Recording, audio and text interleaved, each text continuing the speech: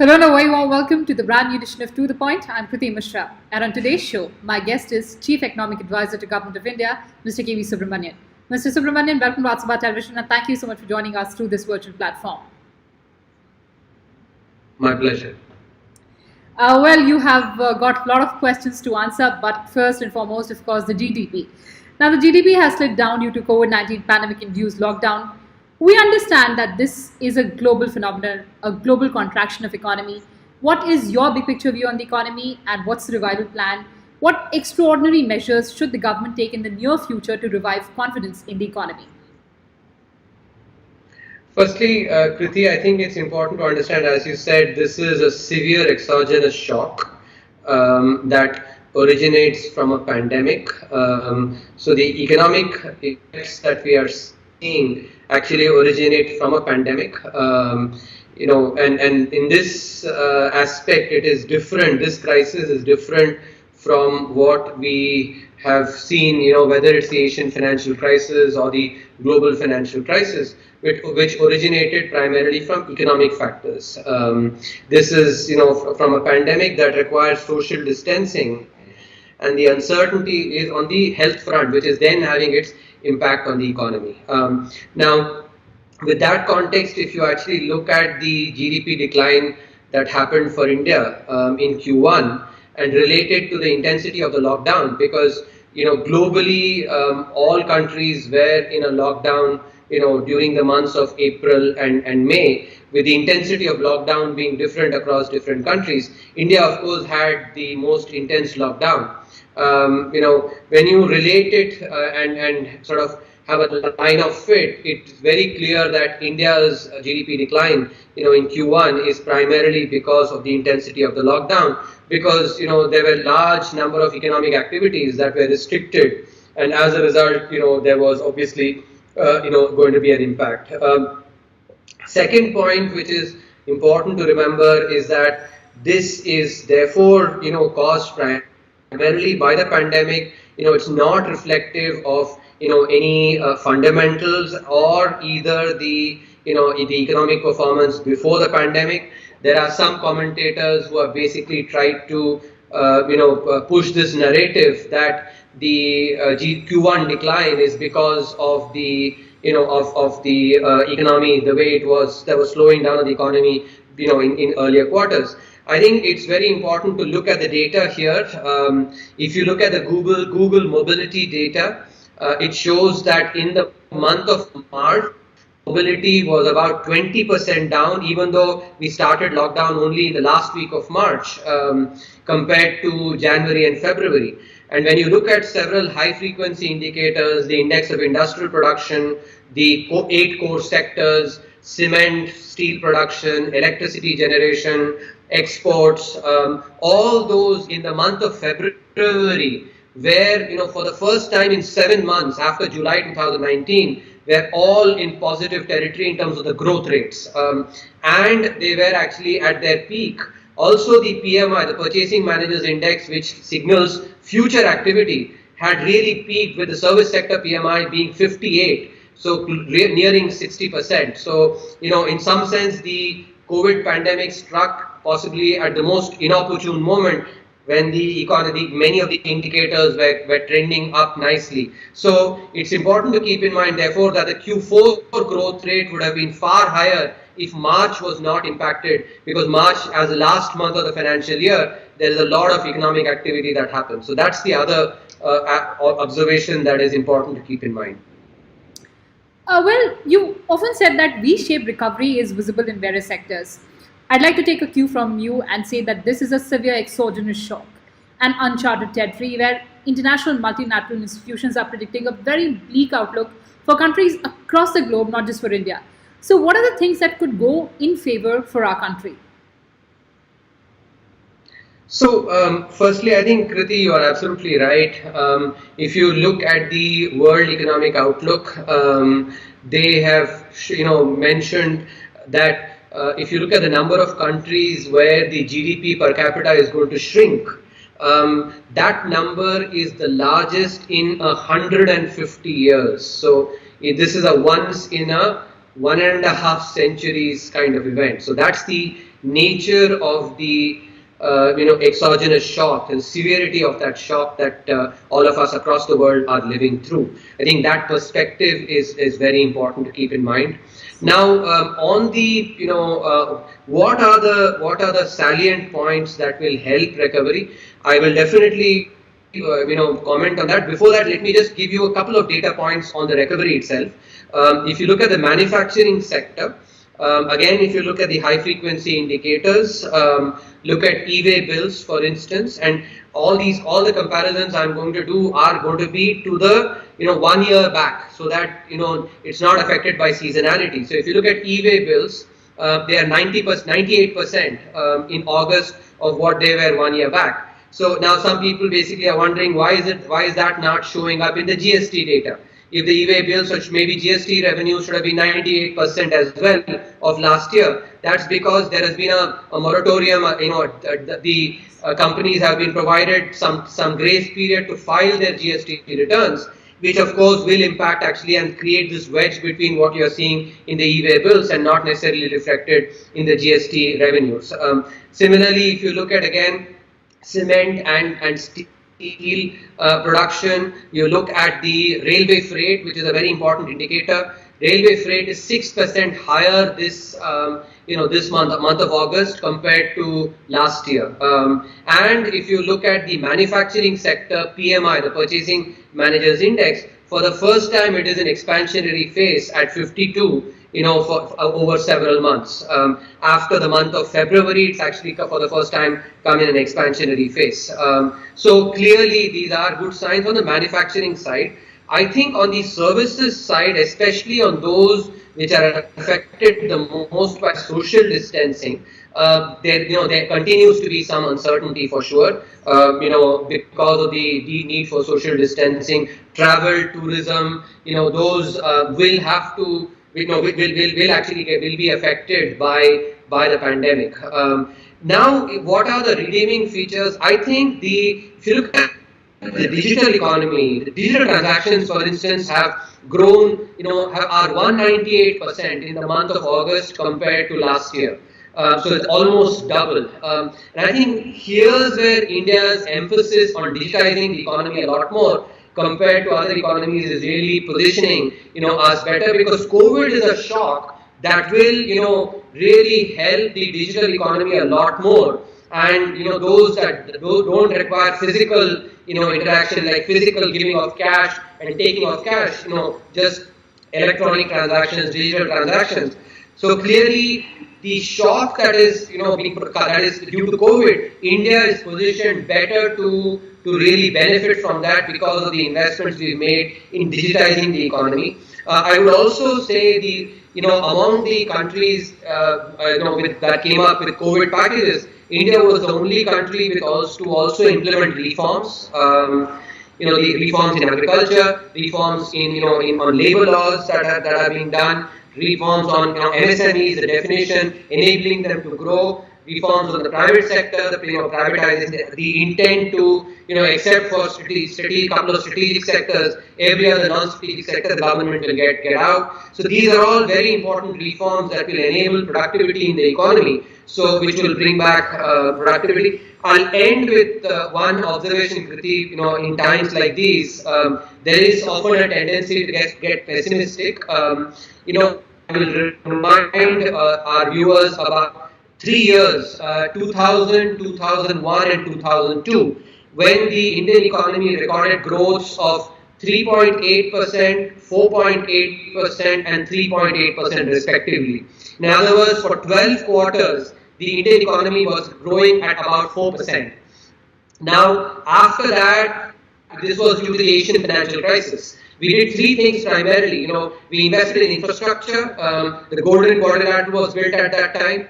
A lot of reforms were done. For instance, the small scale sector liberalization happened at that time. And we did a lot of disinvestment, enabled the private sector to really participate in the economy. And these three together created the 8% plus growth rates that we had till the global financial crisis hit us. So there is important lessons. India has been there, in crisis periods like this, and has done the right thing to get into again a high growth path. So I have no doubt we can do it again because we've been there and done it. All right, fingers crossed for that. But we also saw the supplementary demands for grants for 2020-21 in Parliament. Now, India's fiscal deficit has already breached full year target in 4 months. Does that worry you? See, extraordinary times like these, the evaluations cannot be using normal measures. These are extraordinary times, and one of the key things that has to happen during an extraordinary time when you have consumption and investment declining significantly. In the Indian economy, by the way, consumption and investment together account for close to 85%, maybe even more of the overall contribution to GDP, and this comes from the private sector. Now, therefore, there is clearly a role for the government to step in because private sector, will be more risk averse, and so the government has to step in times like these. So there will be an increase in the fiscal deficit. But when you look at the evidence, and I was mentioning about the Asian financial crisis period, because of the decline in growth for 3 years, our debt to GDP increased significantly. In fact, till now, if you see historically, our high has been 87% in terms of the debt to GDP, the government debt to GDP, general government debt to GDP, and that happened during the Asian financial crisis. Despite that, we actually did the fiscal spend, and that's what brought growth back. So there are important lessons there which we actually need to take into account now. That times like these, the focus has to be on growth and not as much on on fiscal spending, because once you get growth, you actually get debt sustainability as well, because the debt to GDP ratio has GDP in the denominator. And when you have GDP growth happening, the denominator grows and the debt to GDP ratio comes back. So this is a very important lesson that we have to keep in mind. I completely take your point that we have to push growth, we have to push aggregate demand. There's prodding by the government as well. There are incentives by the banks as well. But are banks not lending enough, or the industry is not investing enough? What is it?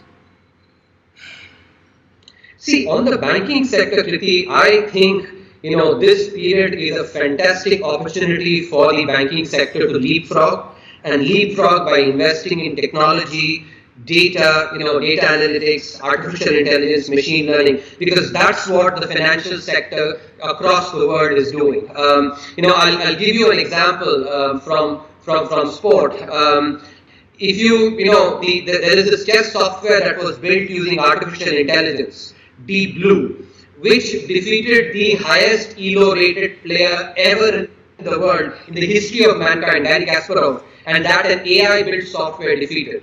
Compared to the tactics, strategy, and design that is possible in chess, which is far more complicated than default. If AI can actually defeat a chess grandmaster and the highest ever, then AI data analytics can easily defeat default as well. What our bankers, both public and private sector bankers, need to realize is this opportunity build on technology, and that is where really the next wave is going to come, because they can create scale in the banking sector, give credit at significant levels without having the problem of NPAs by using technology, and evidence clearly shows that. So what is required here is a change in mindset. I'm going to use the parallel of cricket teams in India. If you look at the 1990s cricket team, that was known for winning very well in India, but had nothing noteworthy to show when it went outside.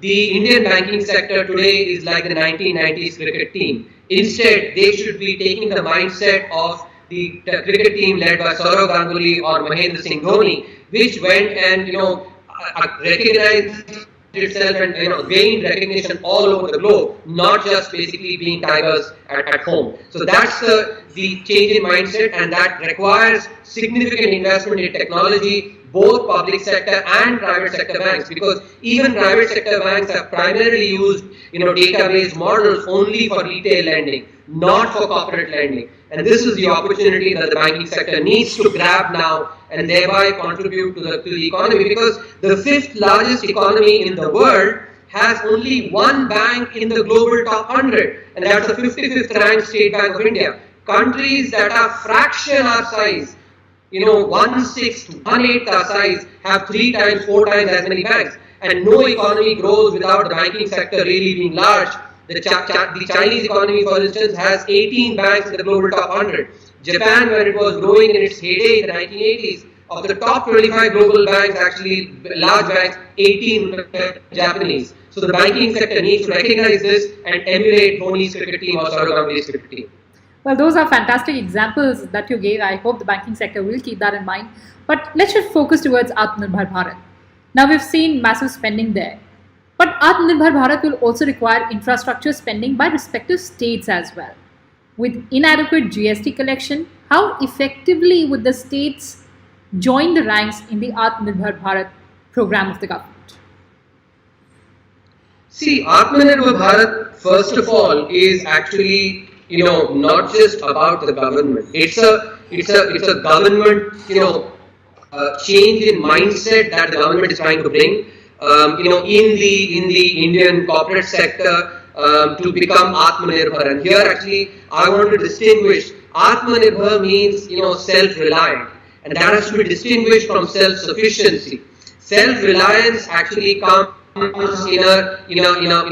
comes with competition, competing with the best, because self-reliance does not come without capabilities. And so, self-sufficiency is actually an insular concept where, you try to basically, it's like the island economy or Robinson Crusoe. That's the kind of, metaphor that you would use for self-sufficiency. But self-reliance is actually one which comes from competition, which then builds capability. So that's the key, mindset that needs to be, thought about. And here I will use the example of the Indian FMCG sector, the fast-moving consumer goods, where it's only in India and some of the Southeast Asian economies that you go to the hinterland, you will actually get Dove shampoo or Navaratna Tel, for instance, in these sachets, which basically is people like us buy in these bottles, but they're also available in sachets.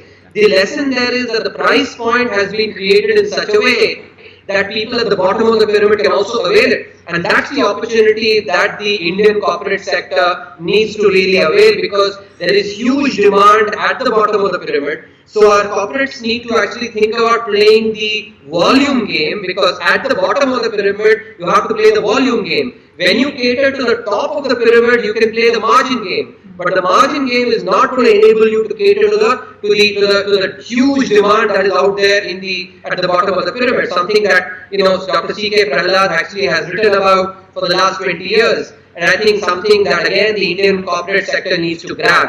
Now, with respect to your specific question on state spending, see, I have 2 points to make here. First, when from the perspective of the economy, what we need is spending.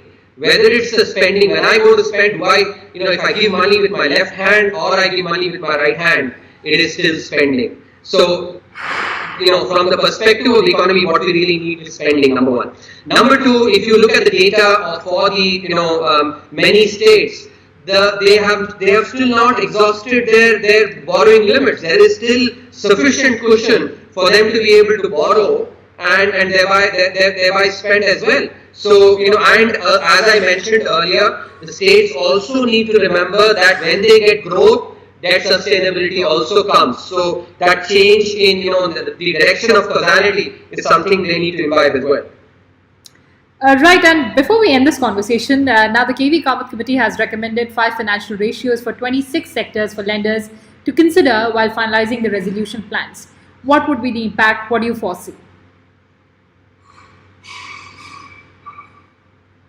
No, I think, in times like these, debt restructuring is important because, clearly this is an exogenous shock which affects the demand that, that companies face, and therefore, there will be an impact on their cash flows and thereby their ability to service debt.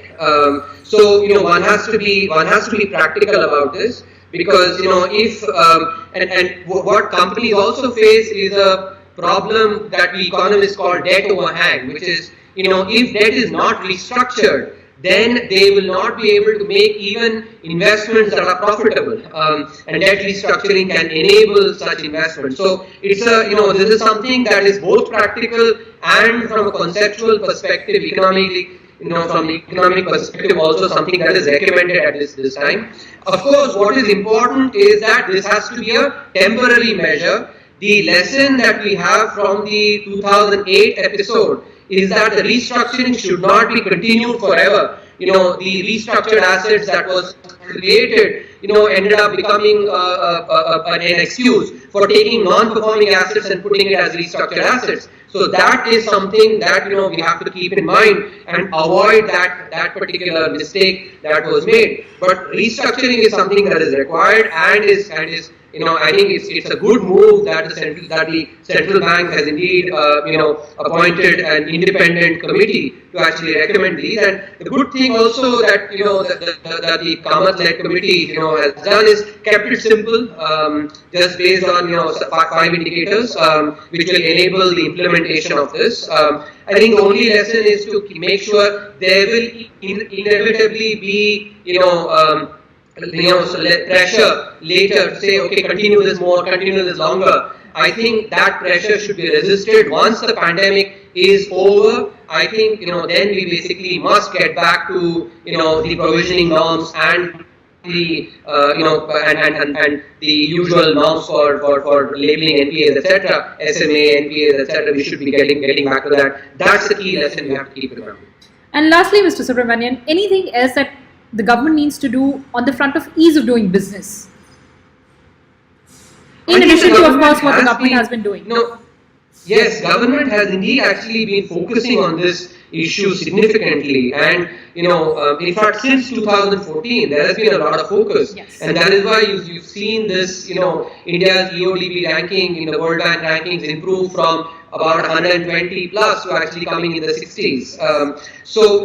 But this is an ongoing effort. I think one of the key things that needs to be done is to, and which is, government is already at it, is the labour laws. The code on wages has already been passed by Parliament. 3 other codes actually are being tabled in Parliament now. What this will do is, especially on the employer-employee relations, because we had close to 50 odd acts and regulations, which basically created a compliance burden, because definitions like salaries, wages, bonus, etc. used to be defined in multiple ways across these acts, and created a nightmare for private parties to interpret these, and that created difficulty in compliance. Now, by rationalizing them in the as part of these 4 codes, and also making important changes in the labour laws itself, thereby enabling flexibility in hiring, I think industry will really be benefited from it. Even the changes on the tax side, honoring the honest taxpayer, using faceless assessment, those are important steps to ease the compliance burden for corporates. So I think this is an effort that the government is very serious about and is working on. In particular, the Meghli, for instance, is working very diligently on this aspect. Well, on that note, thank you so much for that erudite conversation, and we do hope that the resilience of Indian economy that will be showcased in the next quarter. Thank you so much for joining us. My pleasure, Kriti.